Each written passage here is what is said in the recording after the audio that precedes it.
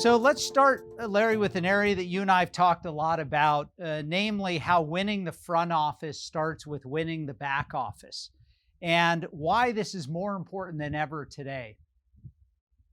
Well, I think people want integrated suites. Early on in technology development, uh, you, our industry develops a lot of one-off products. When you're selling a product, there's something called available to promise. You'd like to, people will say, okay, I'd like to buy X. I'd like to buy this machine. When can I get it? Again, the answer of when can you actually ship the machine or ship the product is again requires understanding what your inventory is in e-commerce, anything that you're shipping, uh, and you got to figure out which warehouse it's in. Go ahead and how you're going to ship it, and then confirm with the customer not only have you shipped it, but the customer's received it.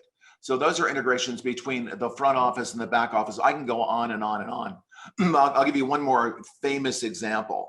As we look at our installed base of customers, as Oracle looks at its installed base of customers, we like to figure out by looking at our installed base of customers how they're using our products and what we should sell them next.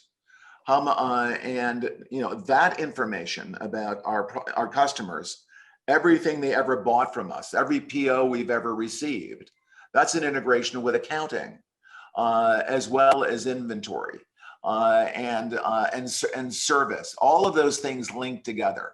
So as the market matures, we move from selling one-off products like sales, simple integrations like sales and service, to complete suites where you have sales, service, inventory, accounting, all the human resources, all of those products linked together to provide unified, a unified set of automation for the company that we're working with.